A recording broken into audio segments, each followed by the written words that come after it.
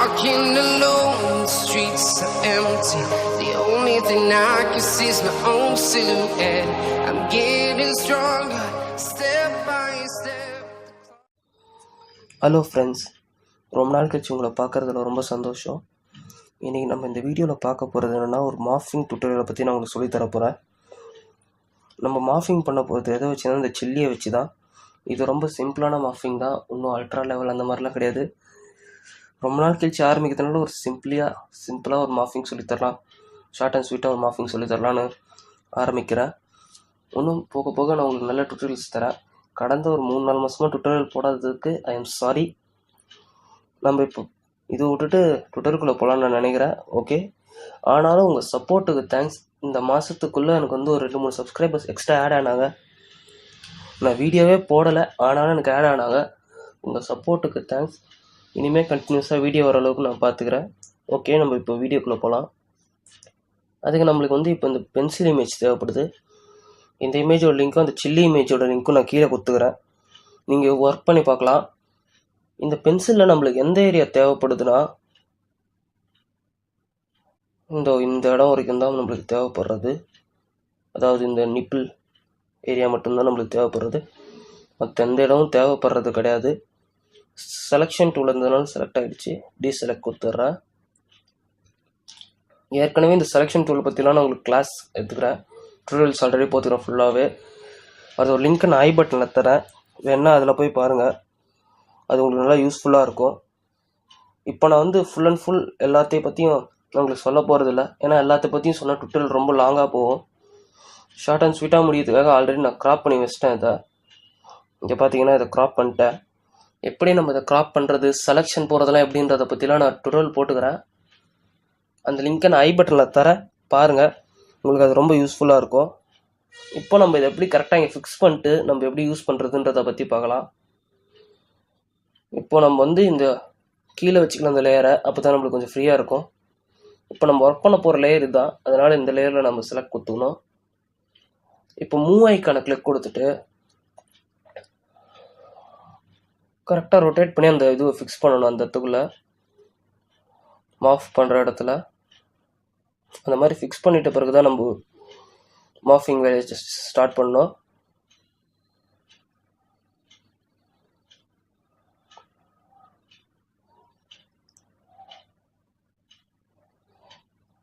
கொஞ்சம் எக்ஸ்ட்ரா இருந்தால் பரவாயில்ல, அதை நம்ம பின்னாடி கிளியர் பண்ணிக்கலாம். முடிஞ்ச அளவுக்கு ப்ரெசைஸாக கொண்டு வர பாருங்கள். இல்லைனா பின்னாடி வேப் டூல் வச்சு கூட நம்ம கிளியர் பண்ணலாம், ஒன்றும் ப்ராப்ளம் இல்லை. சைடில் எக்ஸ்ட்ரா எட்ஜஸ் தெரியுதுன்னு பார்க்காதீங்க. இந்த கார்னர் நிப்பில் இருக்குது பார்த்தீங்களா, அதாவது இந்த எட்ஜு முடியுது பார்த்தீங்களா, இப்போ நான் தொட்ட பார்த்தீங்களா, அந்த எட்ஜு வந்து கரெக்டாக அந்த 2 கார்னரு டச் ஆகிற மாதிரி பார்த்துக்கோங்க. அதுதான் முக்கியம்.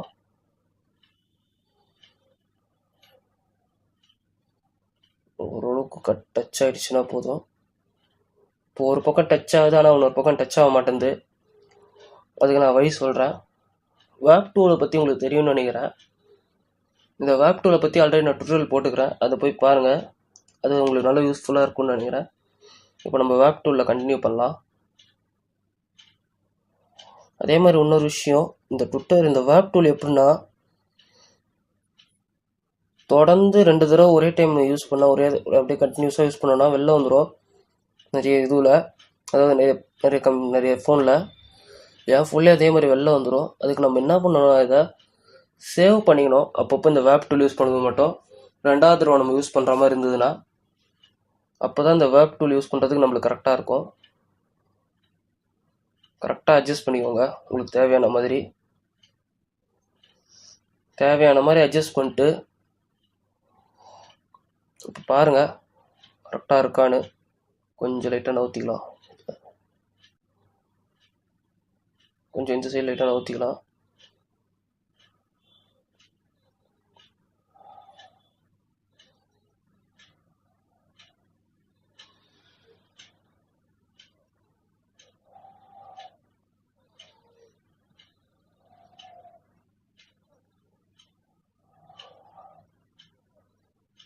முடிஞ்ச அளவுக்கு ப்ரிசைஸாக வச்சுக்கோங்க.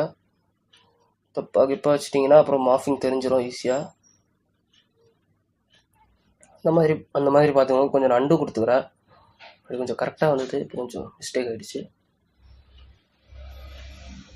இப்போ இந்த லெத்துலேருந்து நான் கண்டினியூ பண்ணிக்கிறேன்.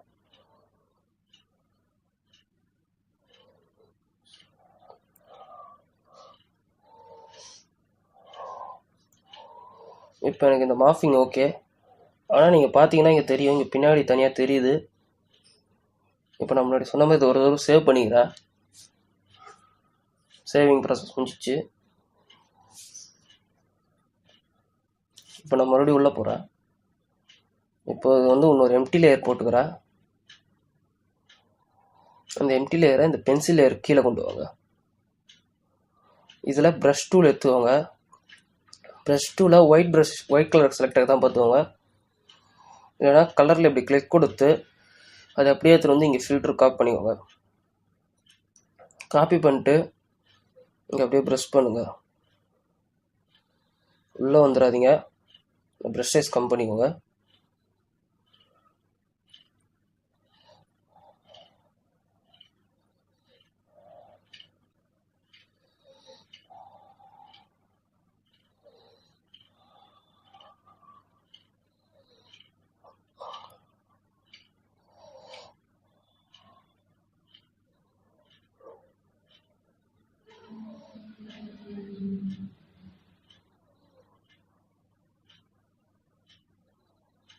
நான் எதுக்கு தனியாக ஒரு லேயர் போட்டு உங்களை போட சொன்னேன்னா, இப்போது ஏதாவது நீங்கள் உங்களுக்கு அது வேணான்னு தோணுச்சுனாலோ இப்போ நம்ம அரைச்சிக்கலாம். நம்மளுக்கு அந்த பிக்சல் எதுவும் அஃபெக்ட் ஆகாது. அதுக்காக தான் தனியாக ஒரு லேயர் போட்டு போட சொன்னேன்.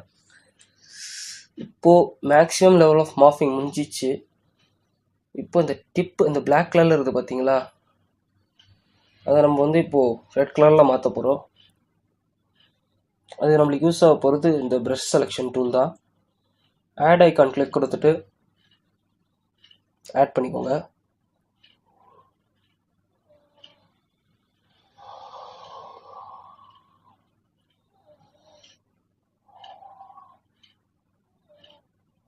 ஆட் ஆகுது. மெதுவாக ஆட் பண்ணுங்கள், ஒன்றும் அவசரம் இல்லை. ஃபோட்டோஷாப்பை பொறுத்த வரைக்கும் டைமிங் ரொம்ப முக்கியம். டைமிங் இது பண்ணி தான் ஒர்க் பண்ணணும். அப்போ நல்ல அவுட்புட் கிடைக்கும். எவ்வளோக்கு எவ்வளோ டைமிங் யூஸ் பண்ணி நல்லா ஒர்க் பண்ணுறீங்களோ அவ்வளோக்கு எவ்வளோ நல்ல அவுட்புட்.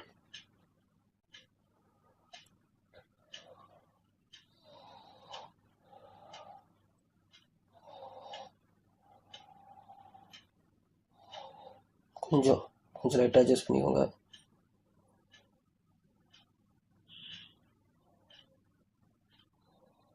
உங்களால் கரெக்டாக ப்ரிசைஸாக கொண்டு வர முடியலன்னா ரிஃபைன்ட் எட்ஜஸ் டூல் யூஸ் பண்ணுங்கள்.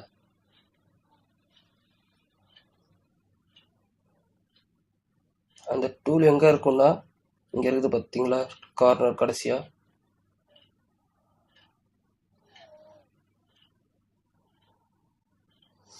ஒரே நிமிஷம், நான் ப்ரஷ் சைஸ் குறைச்சிக்கிறேன்.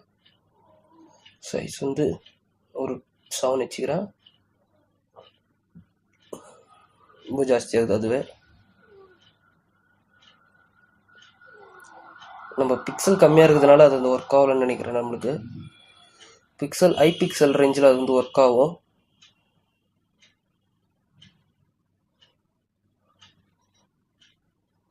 முடிஞ்ச அளவுக்கு ப்ரிசைஸாக பண்ணுங்கள். நான் ஏன் இந்த செலெக்ஷன் போடுறேன்றது உங்களுக்கு பின்னாடி தெரியும்.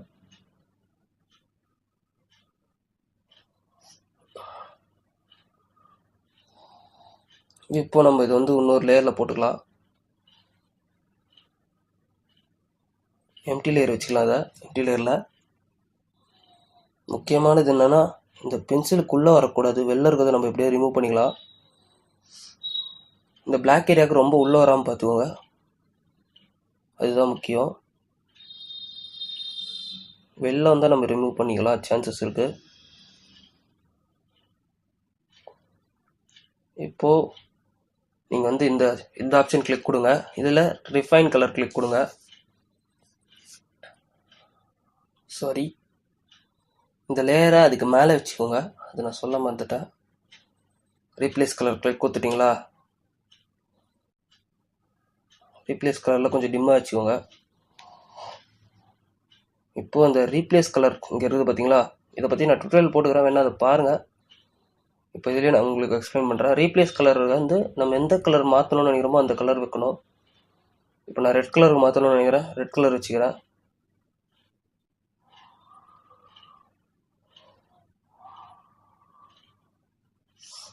ரெட் கலருக்கு வச்சுட்டு இப்போ வந்து பிளாக் கலரில் இருக்குது ஃபுல்லாக சாம்பிள் கலரு. சாம்பிள் கலர் எனக்கு பிளாக் கலரில் இருக்க வேணாம், இதுலேருந்து நான் சாம்பிள் பண்ணிக்கிறேன்.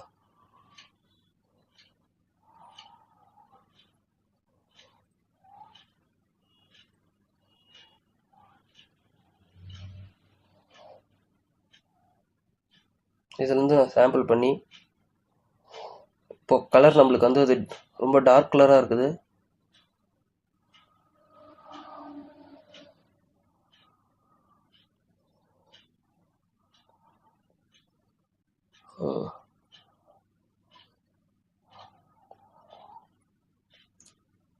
அட்ஜஸ்ட் பண்ணி வைங்க.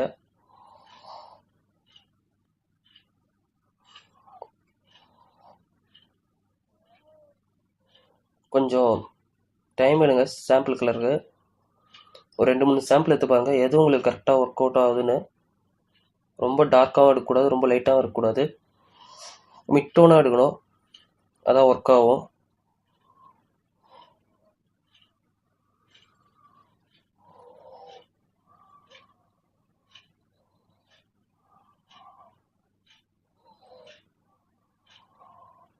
மிட் டோனாக எடுத்துக்கணும். இதுலேயும் சில்லிலையும் மிட் டோனாக எடுத்துவோங்க, சில்லி கலரை.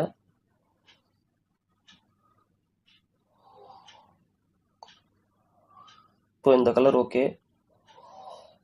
இப்போ உங்களுக்கு கரெக்டாக பண்ணலன்னா பிளெண்ட் மோட் சூஸ் பண்ணுங்கள்.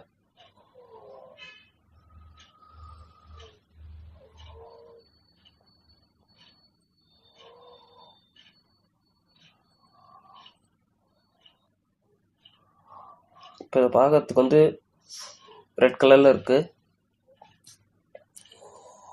இப்போது இதை வந்து பேசிக் மார்ஃபிங், இந்த மாதிரி ஒரு சில்லிலேருந்து ஒரு பென்சில் வர மாதிரி வைக்கிறது. இதே நீங்கள் ரீப்ளேஸ் கலர் யூஸ் பண்ணி கலர் ரீப்ளேஸ் பண்ணலாம். அது வந்து எப்படின்னா, இப்போ இந்த ரெட் சில்லியாக இருக்குது பார்த்தீங்களா, இதை அப்படியே ஒரு க்ரீன் கலர் சில்லியாக மாற்றலாம். ஒன்றும் இல்லை, இப்போ நம்ம இதை வந்து குயிக் செலெக்ஷன் டூல் எடுத்துக்கோங்க, சும்மா ஒரு செலெக்ஷன் போடுங்க.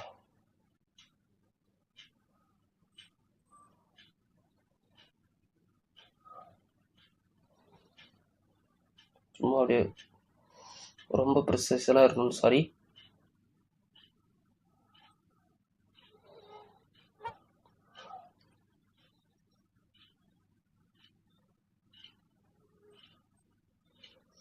இந்த மாதிரி முடியாத இந்த மாதிரி கரெக்டாக குயிக் செலெக்ஷன் டூல் செலக்ட் பண்ண நேரத்தில் ப்ரஷ் டூல் எடுத்துக்கோங்க. ப்ரஷ் டூல் சைஸ் வந்து கொஞ்சம் இன்க்ரீஸ் பண்ணிக்கோங்க. ப்ரஷ் சைஸ் நான் கம்மி பண்ணி வச்சுருந்தேன், கொஞ்சம் பெருசாக வச்சுக்கோங்க.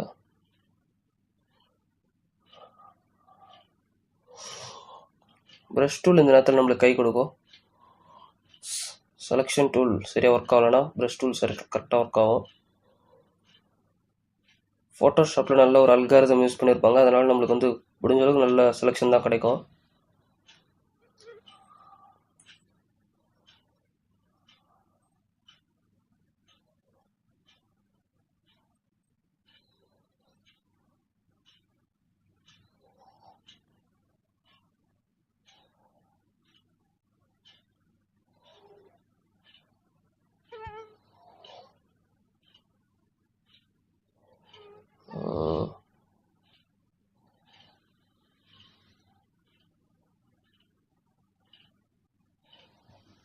எக்ஸ்ட்ரா கூட செலக்ட் பண்ணிக்கோங்க, ஒன்றும் ப்ராப்ளம் இல்லை.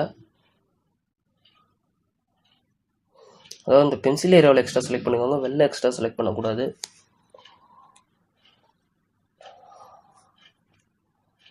இது வந்து ஒரு லேயர் ஃப்ரம் செலக்ட் கொடுத்துக்கோங்க. அப்புறம் இது வந்து ஒரு டூப்ளிகேட் போட்டுக்கோங்க. இந்த லேயர் ஃப்ரம் செலக்ட் கொடுத்தீங்க பார்த்தீங்களா, அதையும் இதையும் மெர்ஜ் டவுன் பண்ணிக்கோங்க. இப்படி கொடுத்து இதில் போய் மெர்ஜ் டவுன் பண்ணிட்டு இப்போ செலக்ட் பிக்சல் கொடுங்க. இப்போ நான் இதை மறைச்சிடுறேன்.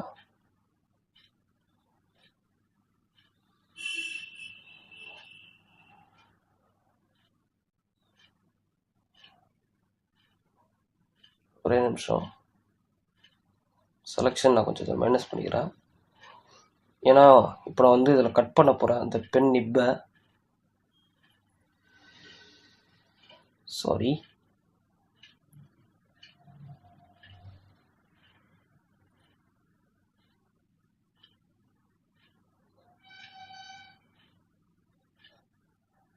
பென் நிப்பை கட் பண்ணியாச்சா?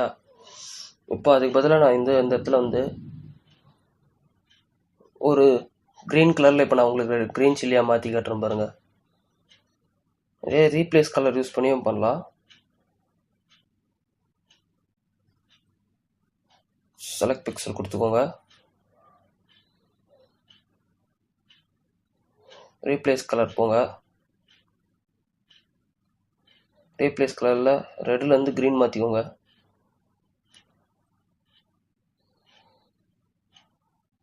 செலெக்ஷன் சரியா இல்லை பார்த்தீங்களா?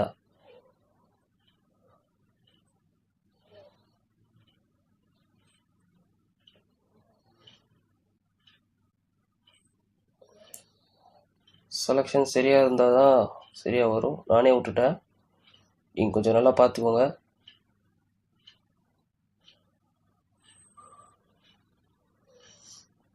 கொஞ்சம் பார்த்து பண்ணுங்கள், அப்போ தான் ஒரு நல்ல அவுட்புட் கிடைக்கும்.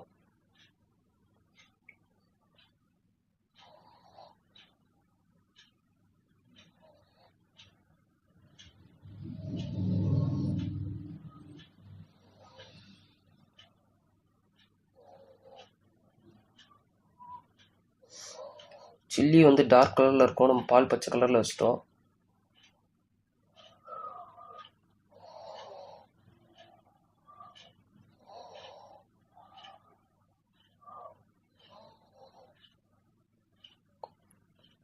இப்போ நம்ம வந்து இதை டீசெலக்ட் கொடுத்துடலாம்.